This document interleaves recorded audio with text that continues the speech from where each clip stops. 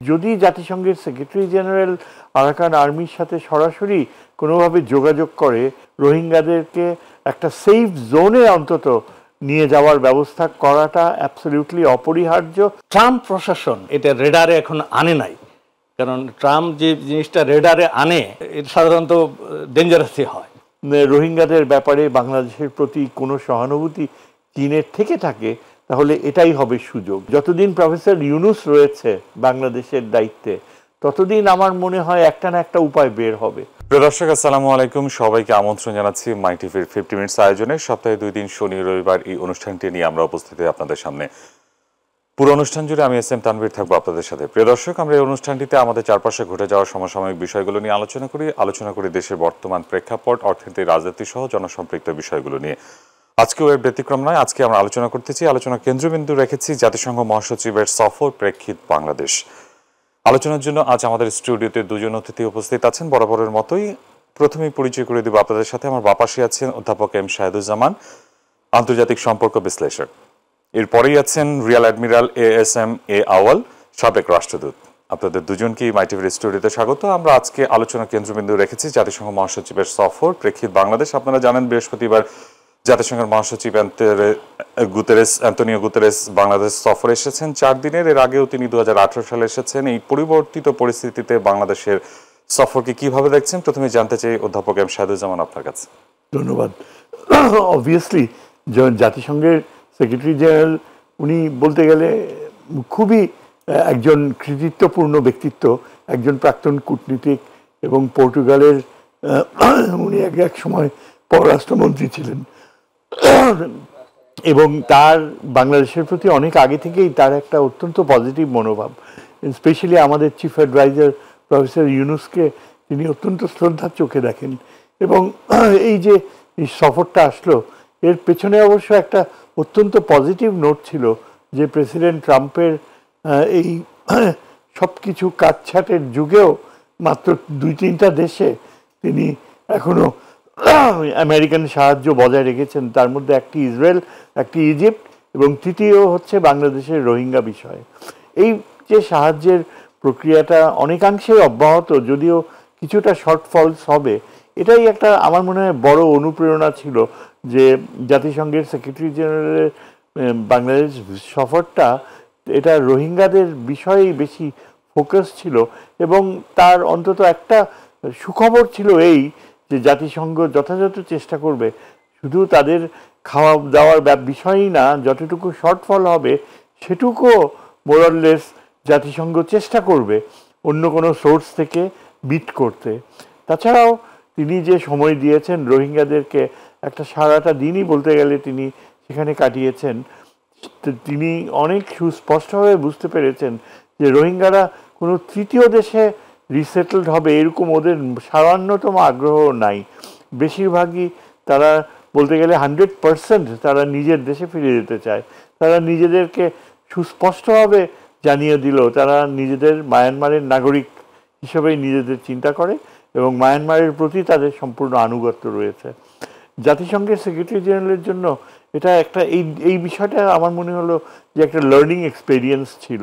তাদের যে অত্যন্ত স্পষ্ট স্বতঃস্ফূর্ততা এবং নিজের দেশে ফিরে যাওয়ার ব্যাপারে তাদের যে অত্যন্ত গভীর আকাঙ্ক্ষা, এটা এখন আমার ধারণা যে আমাদের প্রফেসর ইউনুসের সাথে তার যে আলোচনা হবে, স্পেশালি ডক্টর খলিলুর রহমান যিনি হাই রিপ্রেজেন্টেটিভ এবং যার দূরদর্শিতা রয়েছে, প্রচুর অভিজ্ঞতা রয়েছে জাতিসংঘে, তার মাধ্যমে তিনি যেসব রাস্তা বাততে দেবেন সেখানে দেখা যাবে যে হয়তোবা আরাকান আর্মির সাথেও যে সংযোগ অলরেডি স্থাপন করেছে সে বিষয়ে জাতিসংঘের সেক্রেটারি জেনারেল আমরা আশা করি যে এটাকে এক ধাপ এগিয়ে নেবে। এবং যদি জাতিসংঘের সেক্রেটারি জেনারেল আরাকান আর্মির সাথে সরাসরি কোনোভাবে যোগাযোগ করে এবং এটা যদি তিনি কনভে করে আরাকান আর্মিকে যে রোহিঙ্গাদেরকে একটা সেফ জোনে অন্তত নিয়ে যাওয়ার ব্যবস্থা করাটা অ্যাবসলিউটলি অপরিহার্য, তা না হলে ভবিষ্যতে আরাকান আর্মির যে বৈধতা, যতটুকু বৈধতা তারা রয়েছে আরাকান রাজ্যে, সে বৈধতাটুকু জাতিসংঘের কাছে অন্তত কখনো গ্রহণযোগ্য হবে না। এইরকম একটা শর্ত যদি, এইরকম একটা বার্তা যদি তিনি আরাকান আর্মিকে পৌঁছে দেন, এটা আমার মনে হয় একটা বড় ধরনের কূটনৈতিক প্রভাব ফেলবে। স্পেশালি রাখাইন জনগোষ্ঠী, যাদের একটা বড় অংশ রোহিঙ্গাদের ব্যাপারে নেতিবাচক, তাদের এই মনোভাবটা ফিরিয়ে আনার ব্যাপারে আমার মনে হয় এই জাতিসংঘের সেক্রেটারি জেনারেল সবচেয়ে প্রভাব রাখতে পারে। যে ভবিষ্যতে যদি আরাকান রাজ্য স্বাধীনতা ঘোষণা করতে চায়, আরাকান আর্মি যদি, এমনকি স্বাধীনতা না হলেও যদি সর্বোচ্চ স্বায়ত্তশাসন অর্জন করতে চায় আন্ডার একটা ইউনাইটেড ফ্রন্ট যে সরকার হবে, কিংবা যদি তাতমাদাও পরবর্তী সরকার হবে, সেখানে জাতিসংঘের কাছ থেকে একটা স্বীকৃতি, একটা বৈধতা পাওয়ার জন্য এমনও হতে পারে যে তারা এই ধরনের বার্গেইনে রাজি হয়ে যেতে পারে, যে তারা রোহিঙ্গাদের ফেরত নেবে। জাতিসংঘ কি সেই সময় সেরকম শর্ত দিতে পারে? জাতিসংঘ চাপ সৃষ্টি করতে পারে, প্রভাব রাখতে পারে। কেননা জাতিসংঘের প্রচণ্ড শক্তি রয়েছে, যে বিভিন্ন তার যে স্পেশালাইজড অর্গানাইজেশনসগুলো রয়েছে জাতিসংঘের অধীনে বিশ্বব্যাপী, সেই স্পেশালাইজড অর্গানাইজেশনের সদস্যপদ পাওয়াটা আরাকান আর্মির অধীনে যে এই যে রাখাইন জনগোষ্ঠী রয়েছে, এটা আন্তর্জাতিক ক্ষেত্রে বৈধতা পাওয়া বা রাষ্ট্র হিসাবে সম্মতি পাওয়ার ক্ষেত্রে প্রাথমিক পদক্ষেপ হবে। কেননা আমরা জানি যে এই যে প্যালেস্টাইন, পিএলও, তারপর এমনকি বাংলাদেশের অভ্যুদয়ের বেলায়ও কিন্তু জাতিসংঘের স্পেশালাইজড বিশেষায়িত অর্গানাইজেশনগুলো ইনডিরেক্টলি যোগাযোগ স্থাপন করেছিল। এখন পর্যন্ত আমরা দেখতে পাই যে আরাকান আর্মি কিন্তু একেবারেই জাতিসংঘের সাথে কোনো রকমের যোগাযোগ বা সহযোগিতা পাওয়ার কোনো আশ্বাস বা সম্ভাবনা পায়নি।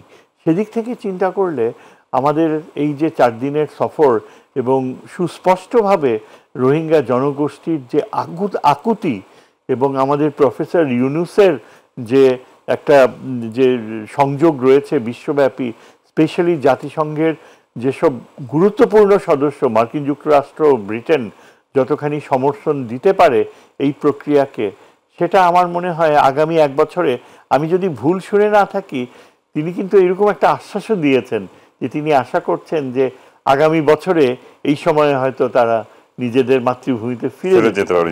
ধন্যবাদ স্যার, আপনার কাছে ফিরবো আবারও।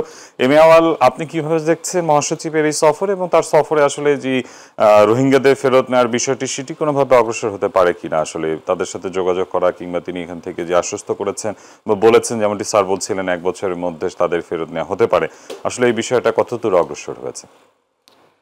ধন্যবাদ।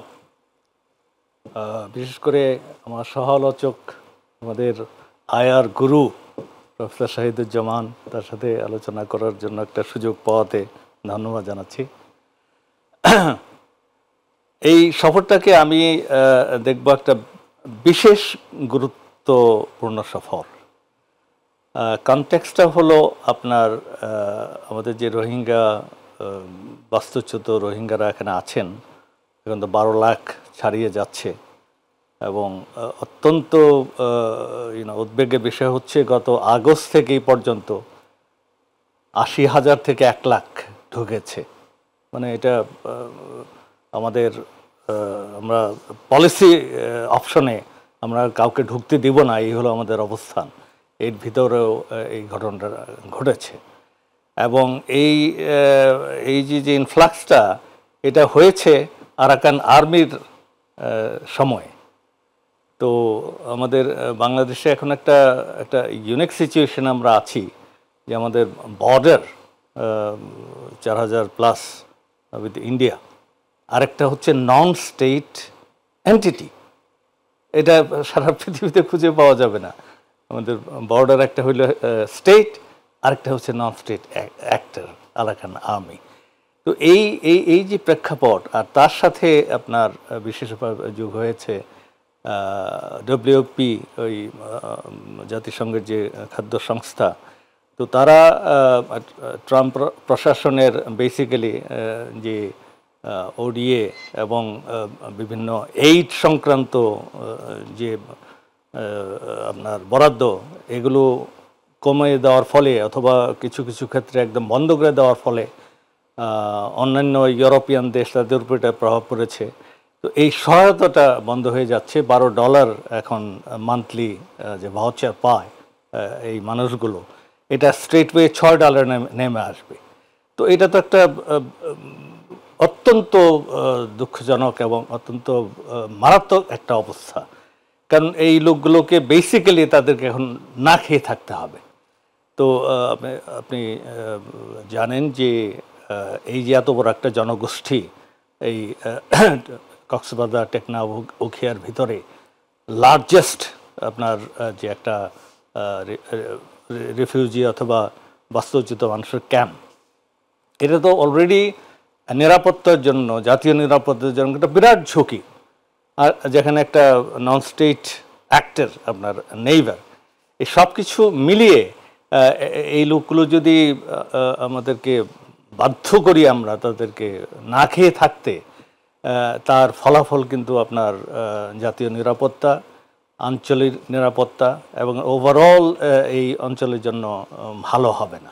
আর সবচেয়ে বড় ক্ষতিগ্রস্ত হব আমরা। তো এই পরিপ্রেক্ষিতে আমার মনে হয় 2003-এও একই ঘটনা ঘটেছিল। ডব্লিউপি এর তখন ইয়েতে $12 থেকে I think around this time, এই এপ্রিল মাসের দিকে প্রথমে $10 হলো, তারপরে $8। তো এই এই এই $3-4 কমাতেই কিন্তু মানে অপুষ্টি এবং বিভিন্ন সমস্যা দারুণভাবে হচ্ছিল। তখন জাতিসংঘ থেকে অ্যাপিল করার পরে এটা আবার রেস্টোর হয় 2003-এ। তো এইবার এমন একটা বিশ্ব পরিস্থিতি, প্রেসিডেন্ট ট্রাম্প দ্বিতীয়বার আসার পরে, তো এখন তো মানে কারোর পক্ষে কিছু ম্যাথডিক্যালি করা সম্ভব না। তো এই পরিপ্রেক্ষিতে আমি মনে করি যে জাতিসংঘের সেক্রেটারি জেনারেলের ভিজিটটা অত্যন্ত জরুরি, সময় উপযোগী, এবং নিজে ঘোষণা দিয়েছেন যে সময়ে because of the other crisis, Syria, তারপরে আপনার ইউক্রেন এবং বিভিন্ন ধরনের গাজার যে প্রবলেমগুলো, বিভিন্ন ধরনের ফ্রন্টলাইন বাস্তুচ্যুত মানুষ এবং রিফিউজি ক্রাইসিসে আমাদেরটা হারিয়ে যাচ্ছিল। তো আমি মাননীয় প্রধান উপদেষ্টার যে অবদান, এটা বলবো যে উনি একটা হলো জাতিসংঘের মাধ্যমে একটা ইন্টারন্যাশনাল কনফারেন্স অন রোহিঙ্গা, ওইটার তিনি একটা ব্যবস্থা করতে পেরেছেন। আরেকটা হলো এই সফরটা নিয়ে আসা, যার ফলে সেক্রেটারি জেনারেল বলেছেন যে রোহিঙ্গা যে ক্রাইসিসটা, এটা সারা দুনিয়া ভুলে যাবে, এটা আমরা অ্যাকসেপ্ট করতে পারি না। এর চেয়ে ভালো statement from even secretary general তো হতে পারে না। আর এটা এই মুহূর্তে যখন তাদের খাওয়ার এই অসুবিধাটা হচ্ছে এবং হতে যাচ্ছে, সেই মুহূর্তে আমার মনে হয় এরপরে আরও সৃজনশীল কূটনীতির মাধ্যমে এটা থেকে আমাদের বেরিয়ে আসতেই হবে। আর তার সাথে হলো যে মিয়ানমারের যে ডায়নামিক্সগুলো, এগুলো তো আমাদের কন্ট্রোলে নাই, বাট আমরা ভিকটিম যে কোনো পরিস্থিতিতে। এখন আরাকান আর্মির যদি অবস্থা দেখেন, আপনার 17টা টাউনশিপ এই রাখাইন স্টেটের ভিতরে, 14টা তারা দখল করে নিয়েছে।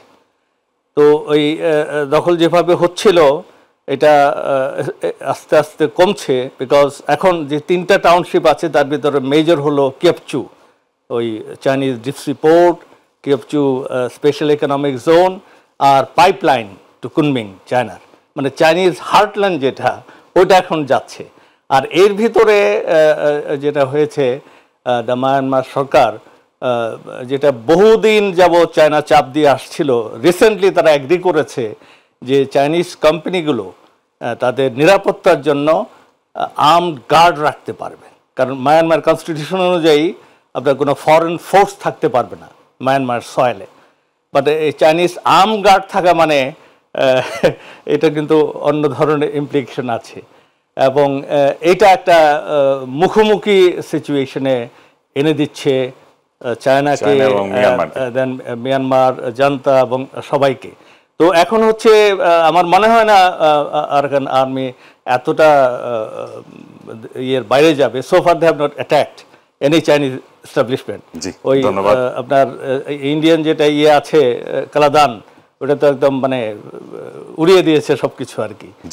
এখন হবে নেক্সট স্টেপটা, এই একটা পরিপ্রেক্ষিতে আমাদের যথেষ্ট কিছু করার আছে এবং আশা করি এই ভিজিটের মাধ্যমে যেটা প্রফেসর উল্লেখ করেছেন there could be some headway forward. ধন্যবাদ। ধন্যবাদ ফিরবো আপনার কাছে স্যার। আপনি যেমনটা বলছিলেন যে 1 বছরের মধ্যে তাদের ফেরত নেওয়া হবে, একদিকে স্যার মহাসচিবের যে বক্তব্য কিংবা প্রেসিডেন্ট ট্রাম্পের যে সহায়তা কমিয়ে দেওয়ার যে প্রভাব, তাতে করে বাংলাদেশে যদি এই সহায়তা কমে যায় তাহলে তিনি বলেছেন যে সহায়তা অব্যাহত থাকবে, কিন্তু ফান্ডিং যদি কমে যায় তাহলে আসলে তাদের উপর কি ধরনের প্রভাব পড়বে এবং বাংলাদেশ আসলে কি ধরনের সমস্যার সম্মুখীন হতে পারে এবং সেটার সমাধান কিভাবে হতে পারে স্যার? ধন্যবাদ। দেখেন, 1 বছরে ফিরিয়ে নেয়ার ধারণাটা এটা মূলত বাংলাদেশেরই পুরনো একটা প্রস্তাব থেকে বের হয়ে এসছে যে কোনোভাবে যদি সেফ জোন তৈরি করা যায়। বাংলাদেশে আমরা যতদূর জানি ডক্টর খলিলুর রহমান নিজেই দাবি করেছেন যে তার পক্ষ থেকে মায়ানমার আরাকান আর্মির সাথে একটা ডায়লগ শুরু করা হয়েছে। আমার ধারণা যে সেই ডায়লগে মোরাললেস একটা শান্তিপূর্ণভাবে বাংলাদেশের সাথে সহ অবস্থানের ধারণাটা তুলে ধরা হয়েছে। এ কথা তো সত্যি যে আরাকান আর্মির পক্ষে দুইটা শত্রু মেনটেন করা প্রায় অসম্ভব। একটা শত্রু হচ্ছে তাতমাদাও, যার বিরুদ্ধে তারা এখনও লড়ছে, কারণ সিটওয়ের আশেপাশে এখনও কিন্তু নিয়ন্ত্রণ আনতে পারেনি এবং মরিয়া হয়ে এয়ার পাওয়ার ব্যবহার করছে তাতমাদাও যাতে সিটওয়ের নিয়ন্ত্রণ তারা ফেরত আনতে পারে। সুতরাং এরকম একটা পরিস্থিতিতে মায়ানমারে যে সামরিক বা জুন্তা, তারা কিন্তু রাশিয়ার কাছে অস্ত্র সাহায্য চেয়েছে এবং খুব সম্ভবত পাবে। যদি কোনো আরও তারা তাদের এয়ার পাওয়ার বা বিমান শক্তি যদি বৃদ্ধি করে, সেটা কিন্তু আরাকান আর্মির জন্য ভবিষ্যতে দুঃসংবাদ বয়ে আনবে। এই বাস্তবতার প্রেক্ষাপটে আমার মনে হয় বাংলাদেশের পক্ষ থেকে যে আলোচনা, সেই আলোচনার ক্ষেত্রে এটা মায়ানমার আরাকান আর্মি হয়তো দাবি করবে যে সেফ জোন বা 1 বছরের মধ্যে ফিরিয়ে নেওয়ার ধারণা, এটা আমরা কিভাবে নিরাপত্তা দেব, এই প্রশ্নটাই কিন্তু তারা ব্যবহার করবে ওয়েপন। সেখানেই কিন্তু জাতিসংঘের সেক্রেটারি জেনারেলের ভূমিকাটা কার্যকর হয়ে যায়। আমার মনে হয় জাতিসংঘের সেক্রেটারি জেনারেল তার যে বিভিন্ন অর্গানাইজেশনসগুলো রয়েছে, শান্তিরক্ষী বাহিনীর মতো বিষয়ও যদি থাকে, বলতে পারে যে আমরা আগামীতে আমরা আন্তর্জাতিক শান্তিরক্ষী বাহিনী প্রেরণ করতে রাজি আছি। এবং এই ব্যাপারে মার্কিন যুক্তরাষ্ট্রের আগ্রহ থাকতে পারে। আমরা তো জানি যে মায়ানমারে ব্যাপারে আমেরিকার বার্মা অ্যাক্ট এখনও সচল, এবং দ্য ভেরি ফ্যাক্ট যে 3টা এরিয়াতে আমেরিকা ফান্ডিং বজায় রাখছে, তার ইজিপ্ট আর ইসরায়েল তো নিশ্চিতভাবে থাকতোই, কিন্তু তারপর ওই একটা মানে রোহিঙ্গার বিষয়টাই আসলো। এতে ইন্ডিকেট করে যে মার্কিন যুক্তরাষ্ট্রের এই রিপাবলিকান অ্যাডমিনিস্ট্রেশনও কিন্তু যথেষ্ট আগ্রহী আরাকান অঞ্চলে আমেরিকান প্রভাব রাখতে। আর স্পেশালি ট্রাম্প যখন প্রফিট মোটিভকে প্রাধান্য দেয়, ট্রাম্পের প্রচণ্ড আগ্রহ থাকবে যে ওই অঞ্চলে যে রিসোর্সেস রয়েছে সেখানে একচেটিয়া চীনের অগ্রাধিকার থাকবে, এটা মেনে নেবে না। আর তাছাড়া ভারতও কিন্তু মার্কিন যুক্তরাষ্ট্রকে চাপ দেবে যে এখানে চীনের একচ্ছত্র আধিপত্য থাকলে ভারতের কালাদান প্রজেক্ট একেবারেই মানে সম্পূর্ণভাবে তাদের লস হয়ে যাবে, কোনোদিনও বাস্তবায়িত হবে না। সেই দিক থেকে আমার মনে হয় যে মার্কিন যুক্তরাষ্ট্র চাইবে যে জাতিসংঘের মাধ্যমে আরাকান আর্মিকে চাপ দেয়া হোক। তাতমাদাওর সাথে আমাদের এখন আগামীতে জাতিসংঘের মাধ্যমে আলোচনা করা যেতে পারে যে বাংলাদেশ কিভাবে, এমনও হতে পারে যে কিভাবে তাতমাদাও যদি সেখানে তার সামরিক সামর্থ্য ফিরে পেতে চায়, তার নৌবাহিনীকে কিন্তু সে এখনও ব্যবহার করছে, সেখানে বাংলাদেশ কি রোল প্লে করতে পারে। এবং যেহেতু একবার তাতমাদাও রোহিঙ্গাদেরকে ব্যবহার করেছে, যে তারা যদি তাতমাদাওর পক্ষে লড়ে তাহলে তাদেরকে নাগরিকত্ব দেবে, এখানে হয়তো বা ভাওতাবাজি ছিল কিংবা হয়তো এটা একটা হাফ ট্রুথ ছিল। দ্য ফ্যাক্ট ইজ যে এই বিষয়টাকেই কিন্তু বাংলাদেশ, যেহেতু তাতমাদাও এখন দেখতে পাচ্ছে যে আরাকান আর্মির সাথে কিছুতেই পেরে উঠছে না, সেক্ষেত্রে বাংলাদেশের যদি কোনো প্রস্তাব থাকে যেটা সামরিকভাবে তাতমাদাওকে হেল্প করতে পারে, আমার তো ধারণা যে তাতমাদাও সেটা লুফে নেবে। আর স্পেশালি এই যে সেক্রেটারি জেনারেলের ভিজিটটা, এর ফলে আমার মনে হয় আমাদের প্রফেসর ইউনুস কিন্তু যথেষ্ট কর্তৃত্ব নিয়ে এম্পাওয়ার করতে পারবে ডক্টর খলিলকে, যে আপনারা এটা আরাকান আর্মির সাথেও একটা নেগোসিয়েশনে যে জাতিসংঘের যে সম্ভাবনাগুলো আছে, স্পেশালি অ্যাডমিরাল সাহেব যেটা বললেন যে খাদ্যাভাবের যে সম্ভাবনাটা, এটা কিন্তু মেটানো সম্ভব। এটা একটা সোর্স হতে পারে যে এই যে চীন সফরে যাচ্ছে, চীন এখন তো বাংলাদেশের সমস্ত মানে ইকোনমিক ফিনান্সিয়াল ডিফিকাল্টিগুলো অ্যাড্রেস করতে তারা রাজি, অনেক ক্ষেত্রে এগিয়ে এসছে। রোহিঙ্গাদের বেলায় কিন্তু তারা এতগুলা বছরে অনেক আশ্বাস দিয়েছে কিন্তু কিছু করেনি।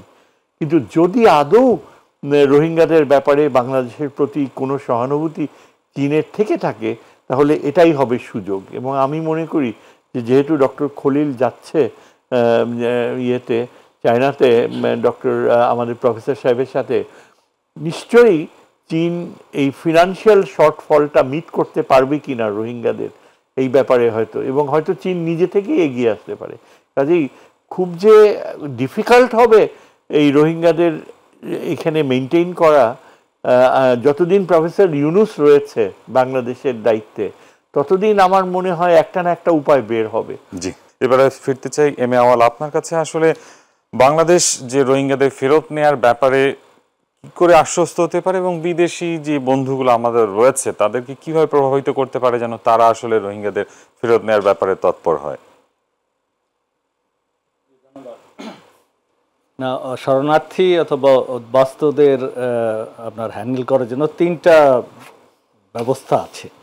একটা হলো তাদেরকে ফেরত পাঠানো, রিপেট্রিয়েশন। আরেকটা হচ্ছে আপনার আত্মীকরণ, আপনি নিজেই এটাকে নিয়ে নেন। আরেকটা হচ্ছে আপনার থার্ড কান্ট্রি সেটেলমেন্ট। তো আমরা প্রথম থেকেই রাইটলি কনসিস্টেন্টলি আমরা যেটা করেছি যে কোনো অবস্থাতে এই যে প্রত্যাবর্ষণ যেটা, এটাই হচ্ছে আমাদের উদ্দেশ্য। এবং আমার মনে হয় যে এটা আমরা কনভিন্স করতে পেরেছি সবাইকে, যেটা জাতিসংঘের সেক্রেটারি জেনারেল উনিও বলেছেন এত বড় একটা সমাবেশে, যদিও ওই স্ট্যাম্পিডে মারা গেছে, আমি তাদের আত্মার মাগফিরাত কামনা করছি। বাট এই যে তার যে আর্টিকুলেশনটা, যে উনি তাদের মুখ থেকে শুনেছেন যে তারা ফেরত যেতে চায়, এবং ফেরত যাওয়াটাই হচ্ছে সমস্যার সমাধান। এবং আমরা আশা করি তার মুখে ফুলচন্দন ফুটুক, যে আগামী 1 বছরের ভিতরে এটা সম্ভব, একটা আশাবাদের জায়গা থেকে। সেই এটাতে আমাদের যে ভেন্ডিকেশন অফ আওয়ার পলিসি, আমরা যে একটা কনসিস্টেন্ট পলিসি রেখেছি সেটার জন্য। তো আমাদের একটা জিনিস আমি এমফেসাইজ করব, যে ফোকাস যেটা আমরা করেছি সেটা যেন আমরা ঠিক থাকি। জান্তার সাথে, তারপরে আপনার আরাকান আর্মির সাথে ইনফর্মাল যোগাযোগে আমাদের একটাই ফোকাস থাকবে যে আমরা তাদেরকে, এই উদ্বাস্তুদেরকে আমরা সহায়তা দিয়েছি, আশ্রয় দিয়েছি এক্সট্রিম হিউম্যানিটেরিয়ান গ্রাউন্ডে, এবং একটাই আমাদের তাদেরকে টেক দেম ব্যাক।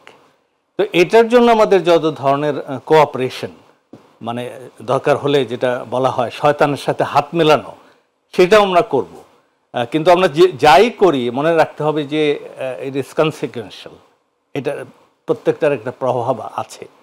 কারণ এখানে একটা সাংঘাতিক ধরনের ভূ রাজনৈতিক একটা খেলা চলছে। আমরা চায়নার অবস্থান জানি, আমরা জনতার অবস্থান জানি। ট্রাম্প প্রশাসন মানে স্বস্তির বিষয় যে এখনও এটা নিয়ে তারা এটা রেডারে এখন আনে নাই। কারণ ট্রাম্প যে জিনিসটা রেডারে আনে, মানে ওইটা সাধারণত ডেঞ্জারাসই হয়। যেমন এই যে আপনার কানাডার নতুন প্রাইম মিনিস্টার শপথ নিয়েছেন, তো প্রাইম মিনিস্টার শপথ নেওয়ার পরে তার চ্যালেঞ্জ হলো ইন্টারনাল প্রবলেম কীভাবে সলভ করবেন, বৈদেশিক জিনিস কীভাবে হ্যান্ডেল করবেন, এটা ওইটা। তার ফার্স্ট প্রায়োরিটি হলো হাউ টু হ্যান্ডেল ট্রাম্প, অন্য কিছু না, হাউ টু হ্যান্ডেল ট্রাম্প। এই অবস্থা তো আমরা এই একটা যুগে সময়ে আছি। তো আমাদেরকে সেইভাবে দেখতে হবে যে আমরা অবশ্যই সহায়তা চাইব, সবার সহায়তা চাইব। কিছুদিন আগে পলিসি অফ অল্টারনেটিভস তারা একটা সার্ভে করেছিলেন বাংলাদেশের চাইনিজ প্রেজেন্স ইন বাংলাদেশ।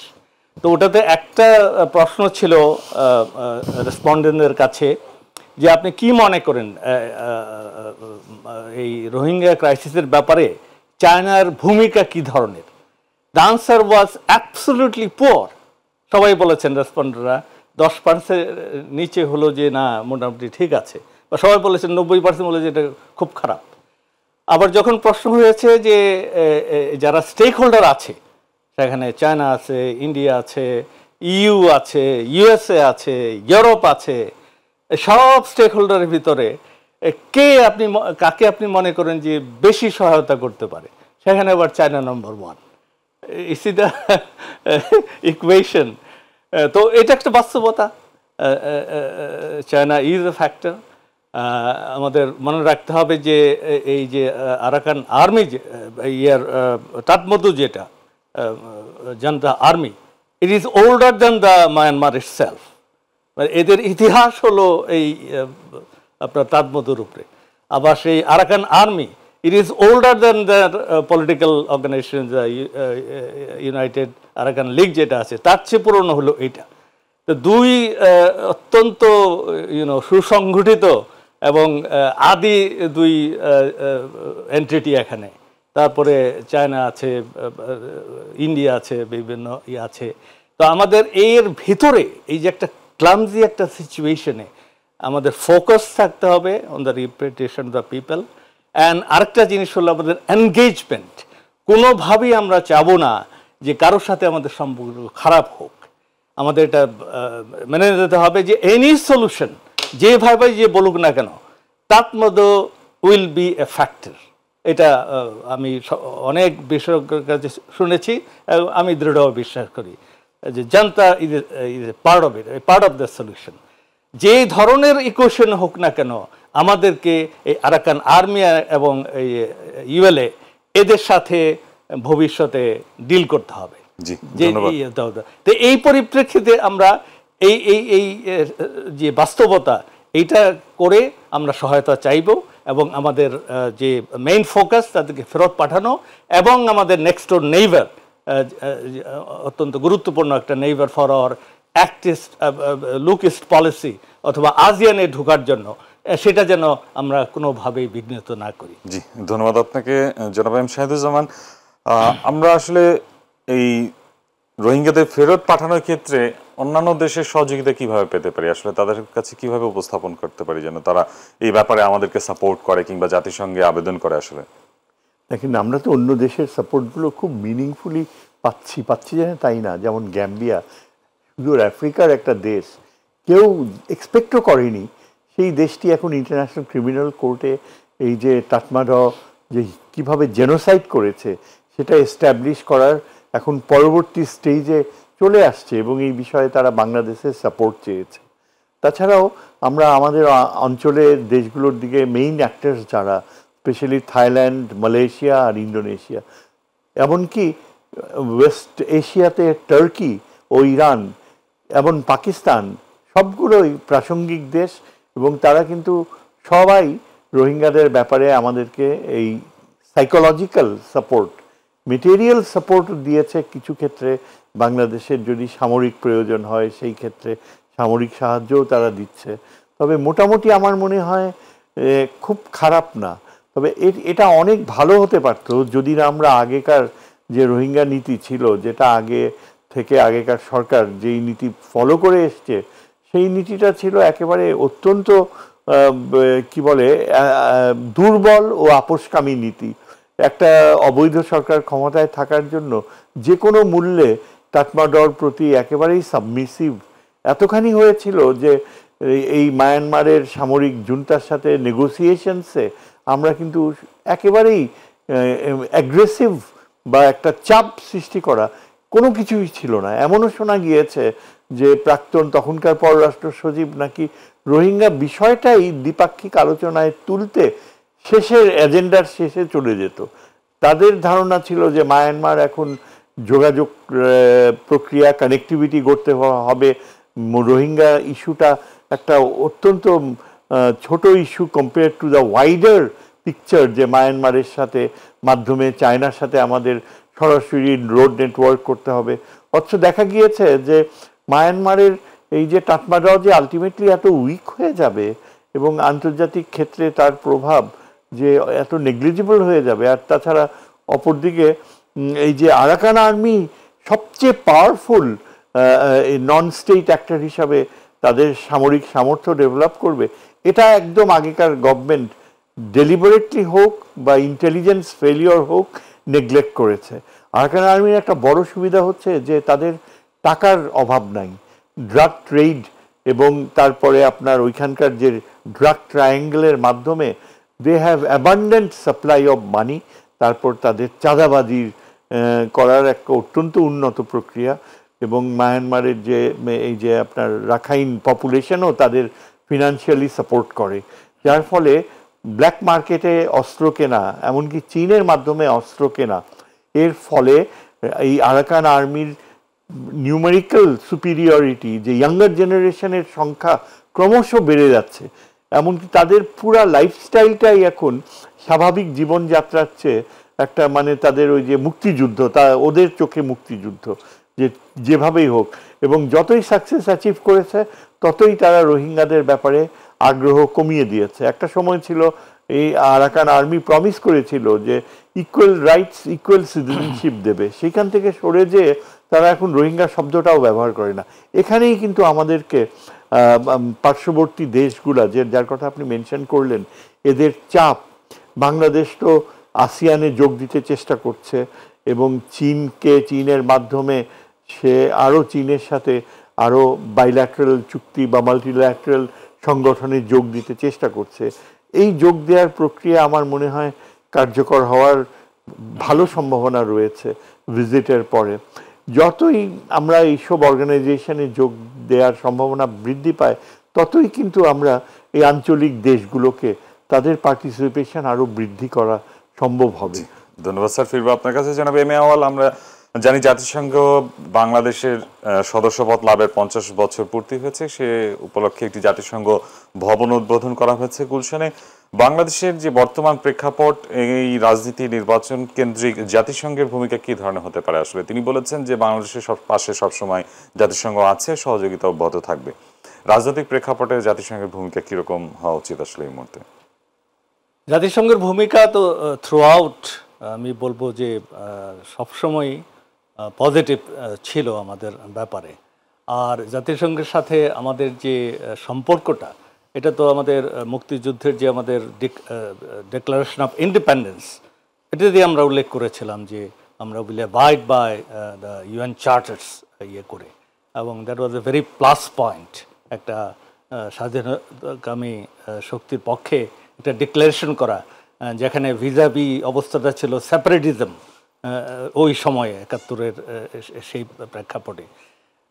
তো জাতিসংঘের অনেক সমালোচনা করা যেতে পারে, অনেক লিমিটেশন আছে। এখন তো এটা অকার্যকর একটা, পার্টিকুলারলি দ্য সিকিউরিটি কাউন্সিল পুরোপুরি অকার্যকর হয়ে গেছে।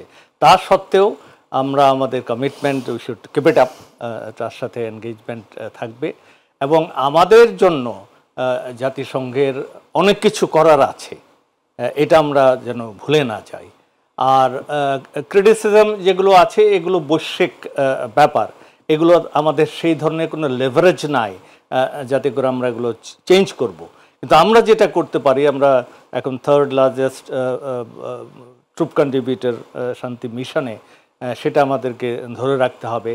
তারপরে আমাদের যে স্বাধীনতার যে রক্ষা কবচ, যেটার জন্য আমাদের ডেটারেন্স বাড়াতে হবে, সেটা একটা জাতিরাষ্ট্র হিসাবে অবশ্যই আমাদের কর্তব্য। এছাড়া যে ইউএন চার্টার আন্ডারে যে সুরক্ষা আছে, যেটা নিয়ে এখন প্রশ্নের সম্মুখীন হচ্ছে ইউএন চার্টার ইউক্রেনের পরিস্থিতিতে, তো সেই হিসাবে আমরা অবশ্যই ভোকাল থাকবো যে ইউএন চার্টারগুলো যেন আরও ভালোভাবে কার্যকারী হয়। আমাদের ব্যাপারে আমরা জাতিসংঘকে একটা মানে বন্ধুসুলভ একটা অর্গানাইজেশন হিসাবে আমরা সবসময় ইউজ করব, তাদের সাথে এনগেজ করব, এবং জাতিসংঘের মাধ্যমে যে কোনো সলিউশন একটা অ্যাকসেপ্টেবিলিটি অ্যাক্রস দ্য বোর্ড আমাদের আছে।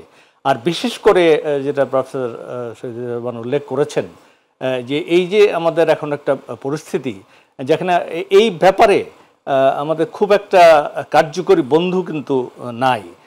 যারাই যেটা করছে তারা তাদের স্বার্থের জন্য করছে, এখানে not because focused on Bangladesh. এইটা আমরা বলতে পারি না যে এটা বাংলাদেশের জন্য করছে, তাদের জিও পলিটিক্যাল স্বার্থ, তাদের বিভিন্ন স্বার্থের জন্য তারা এটা করছে। এখন আমাদের যে ক্রিটিক্যাল অ্যাসপেক্টটা, আমরা by all means we want to go into ASEAN. এখন আসিয়ানের ব্যাপারে দেখেন, এটা জাতিসংঘও বলে ইয়ে করার জন্য, আসিয়ানের সাথে যোগাযোগ বৃদ্ধি করার জন্য এই রোহিঙ্গা ক্রাইসিসের ব্যাপারে। তারপরে মার্কিন বাইডেন প্রশাসনেরও এইটাই প্রেসক্রিপশন ছিল। ট্রাম্পের কথা আমরা এখনো শুনিনি কি হবে। বাট মানে ফ্যাক্ট অফ দ্য লাইফ হচ্ছে ASEAN as an organization structurally তারা কিছু করতে পারে না রোহিঙ্গাদের জন্য। কারণ এই তাদের যে ডিসিশন মেকিং প্রসেসটা, এখানে ওই আমাদের বন্ধু যারা আছে Malaysia, Indonesia, Brunei, time to time Singapore, যদিও তাদের অনেক ইনভেস্টমেন্ট মায়ানমারে আছে, বাকিরা তো সবাই এই ব্যাপারে তাদের কোনো আগ্রহী নাই। বাট স্ট্রাকচারালি সিঙ্গাপুরের একজন প্রাক্তন পররাষ্ট্রমন্ত্রী ঢাকায় এসেছিলেন, তার সাথে আমার কথা হয়েছিল। তো উনি স্পষ্টই বললেন যে structurally through the ASEAN decision making process এটা থ্রু হবে না। কারণ এখানে all by consensus and all by protocols, যেগুলো একদম ফার্মলি ইয়ে করা হতে পারে। এটা কোনো দেশ মানে ইয়ের বাইরে, মেইন প্রসেসের বাইরে অনেক কিছু বলতে পারে। আমি লক্ষ্য করেছি যে এটা কীভাবে হয়। যতটা সামিট হয়েছে, আসিয়ান সামিট, যতটা ফরেন মিনিস্টার ইয়ে হয়েছে, একটা কথা, এই যে যারা আমাদের বড় বন্ধু আসিয়ান ভিতরে, মালয়েশিয়া, ইন্দোনেশিয়া, অনেক সময় গরম বিবৃতি দেয়, not a single word in their formal articulation. So এই যে আমাদের একটা ASEAN, the friendship is very important for us. At the same time আমরা আসিয়ানের থ্রুতে কিছু করতে পারবো, আমি মনে করি এটা সম্ভব না। তো এই প্রেক্ষাপটে আমাদের একটা জটিল অনেক সমস্যা এটা, যেখানে আমরা বন্ধুহীন, যেখানে আমরা উই আর সিঙ্কিং, ওই চোরাবালিতে আটকে গেছি। এর ভিতরে যে যা পাওয়া যায়, যা কিছু পাওয়া যায় সেটা ধরে, সেই হিসাবে জাতিসংঘ তো অবশ্যই একটা অর্গানাইজেশন, যার থ্রুতে আমরা। ধন্যবাদ আপনাকে। আবারও আলোচনায় ফিরবো। রাজনৈতিক দলগুলোর নেতাদের সাথে বৈঠকে বসেছেন বিএনপি মহাসচিব, জাতিসংঘ মহাসচিব অ্যান্টনিও গুতেরেস। বিভিন্ন রাজনৈতিক দল তাদের দাবির কথা জানিয়েছেন, সংস্কারের কথা আলোচনা হয়েছে, সংস্কারের পরে নির্বাচন যত দ্রুত যায় এমন মন্তব্য করেছেন জাতিসংঘ মহাসচিব। আসলে রাজনৈতিক প্রেক্ষাপটে জাতিসংঘ মহাসচিবের এই সফর কতটুকু প্রভাব ফেলতে পারে? আসলে আমার তো মনে হয় জেনারেল, এই সেক্রেটারি জেনারেলের ডায়ালগে তার যে চিন্তাধারা, সেটা প্রভাব রাখবে। এবং আমার যদ্দূর মনে হয়, যদিও বিএনপি একমাত্র দল যে একেবারে যথাশীঘ্রই ইলেকশন দাবি করছে, এমনকি রিফর্মসের ব্যাপারে তাদের আগ্রহ কম, কিন্তু অন্যান্য রাজনৈতিক দলগুলো কিন্তু অতখানি চাপ দিচ্ছে না যে খুব ইমিডিয়েটলি যথাশীঘ্রই ইলেকশন হতে হবে। এবং এই লাইন অফ থিঙ্কিংটাই আমার ধারণা যে সেক্রেটারি জেনারেলকে প্রভাবিত করবে। যেহেতু সেক্রেটারি জেনারেল তিনি অবগত রয়েছেন প্রফেসর ইউনুসের চিন্তাধারার সাথে। প্রফেসর ইউনুসও কিন্তু এটা এমন কোনো ধারণা দেয়নি যে ইলেকশন পিছিয়ে যাবে। তিনি বলেছেন যে আমরা এগুবো, তবে যেই বিষয়টা অত্যন্ত গুরুত্বপূর্ণ হবে সেটা হচ্ছে কোশ্চেন অফ রিফর্মস। এবং এই রিফর্মসগুলো জাতিসংঘের যেসব চিন্তাধারা রয়েছে বাংলাদেশের ব্যাপারে এবং অন্যান্য দেশের ব্যাপারে, তার সাথে কিন্তু রিফর্মসের ধারণাগুলো খুব ভালোভাবেই মিলে। একমাত্র ভারত ছাড়া অন্যান্য আন্তর্জাতিক গোষ্ঠীর সবাই কিন্তু মনে করে, যেমন ইলেকশনের ব্যাপারে বাংলাদেশের যে কনস্টিটিউশনকে গণতান্ত্রিক ধারার নিশ্চয়তায় নিয়ে আসা, ইলেকশনসগুলো ফ্রি অ্যান্ড ফেয়ার হওয়া, তারপর আপনার স্পেশালি এই যে একটা শব্দ কিন্তু অনেককে মিসরিড করছে, যে ওয়াইডার পার্টিসিপেশন, যে কি জানি বলে শব্দটা ইংরেজিতে, ওই যে বেশি ইনক্লুসিভ কথাটাকে অনেকে এভাবে ব্যাখ্যা দিচ্ছে যে ওই আওয়ামী লীগকে যোগ দেয়ানো। আসলে কিন্তু ইনক্লুসিভ ওই সেন্সে মিন করেনি।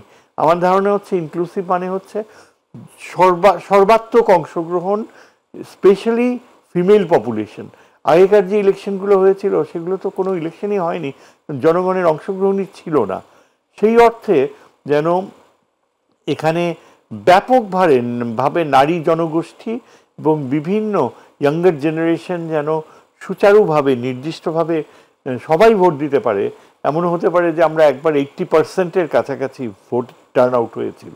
সেটাই আমার মনে হয় জাতিসংঘের সেক্রেটারি জেনারেল ইনক্লুসিভ বলতে মিন করছে, এবং সেটা যদি মিন করে থাকে তাহলে আমার মনে হয় এই বিষয়টাও কিন্তু জাতিসংঘের সেক্রেটারি জেনারেল আনবে, যে এই যে একটা এত বড় হত্যাযজ্ঞ হয়েছে জুলাই আগস্ট মাসে, সেটা সুষ্ঠু বিচার যেন হয়।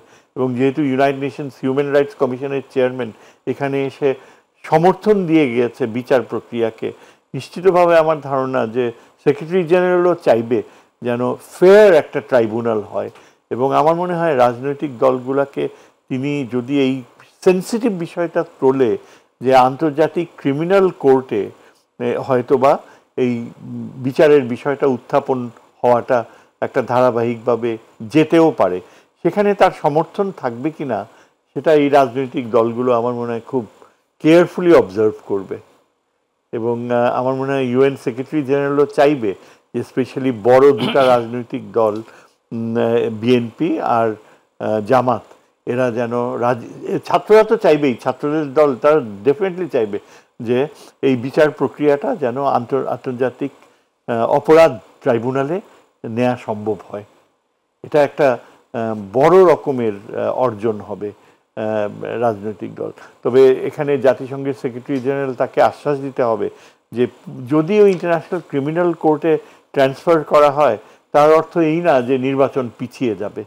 নির্বাচন প্রক্রিয়া এবং সেটার চলমান ধারা একই সাথে চলতে থাকবে। জি, ধন্যবাদ স্যার। জনাব এম এ আউয়াল, আমরা অনুষ্ঠানের শেষ পর্যায়ে সংক্ষিপ্ত আকারে আপনার কাছে শুনতে চাই, আসলে কিছু কিছু রাজনৈতিক দল বলছে সংস্কার আগে করে তারপরে নির্বাচন, তবে সংস্কার দরকার আছে। মহাসচিবও বলেছেন দ্রুত সংস্কারের মাধ্যমে নির্বাচনে যাওয়া। আপনি কিভাবে দেখছেন বিষয়গুলো? না, আমাদের যে রাজনৈতিক প্রক্রিয়া এবং রাজনৈতিক দলগুলোর যে ভূমিকা, সেটাতে আমি বিশেষ কিছু বলতে চাই না, বিকজ এটা তাদেরই কাজ, রাজনীতিবিদদেরই কাজ। মাঝে মাঝে আমরা উত্তরপাড়া একটা উল্লেখ করি, উত্তরপাড়া কিন্তু আমরা সেই 90-তে বলে দিয়েছি যে it is year business politicians, আপনারা আপনাদের কাজ করেন। তো এখানে বিভিন্ন মতামত আছে, আছে, কিন্তু একটা জিনিস আমাদের পলিটিশিয়ানরা, বিনয়ের সাথে আমি তাদেরকে স্মরণ করে দিব যে কিছু জিনিস তাদেরকে বুঝতে হবে। সেক্রেটারি জেনারেল একটা স্টেটমেন্ট দিয়েছেন, ওনার আস্থা আছে চিফ অ্যাডভাইজার এবং ইন্টারিম গভর্নমেন্টের উপরে। See, this is a statement. Another element of his statement হচ্ছে দ্য রিফর্ম প্রসেস যেটা চলছে, ইউএন এটাকে অত্যন্ত গুরুত্বপূর্ণ এমফেসিস দেয়। এখন আপনি মিনিমাম যৌক্তিক বলতে কি বোঝাচ্ছেন, কি করেন, but the end of the day we are in a thick soup. আমাদের পলিটিক্যাল সমস্যা, ইকোনমিক সমস্যা, আমাদের যে আন্তর্জাতিক যে ব্যবস্থাপনার সব কিছুই very risk, the highest risky situation since our independence.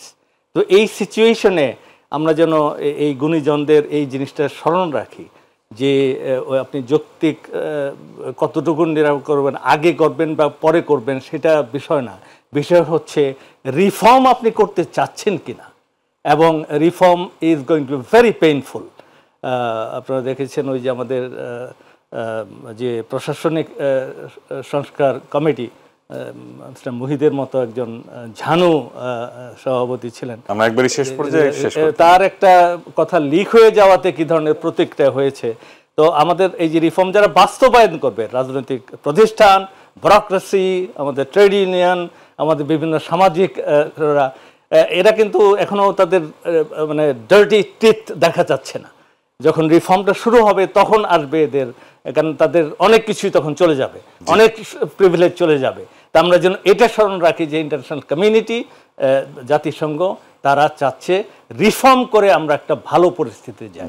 আপনারা দুজনকে অসংখ্য ধন্যবাদ আমাদের স্টুডিওতে উপস্থিত হওয়ার জন্য। প্রিয় দর্শক, এতক্ষণ আমাদের সঙ্গে থাকায় ধন্যবাদ। আলোচনা করছিলাম জাতিসংঘের মহাসচিবের সফর নিয়ে। তিনি বাংলাদেশের আতিথ্যতায় মুগ্ধ হয়েছেন, ডক্টর ইউনূসের আতিথ্যতায় মুগ্ধ হয়েছেন, তিনি সেটি তার স্টেটমেন্টে বলেছেন। এবং বাংলাদেশে এই জাতিসংঘ মহাসচিব অ্যান্তোনিও গুতেরেসের এই সফর অর্থবহ হোক, বাংলাদেশের যে রোহিঙ্গা সমস্যা রয়েছে সেটি সমাধান হবে এবং জাতিসংঘে বাংলাদেশের অবস্থান আরও উন্নত হোক, এই প্রত্যাশা রেখে আজকের অনুষ্ঠান শেষ করছি। ধন্যবাদ সবাইকে, শুভরাত্রি।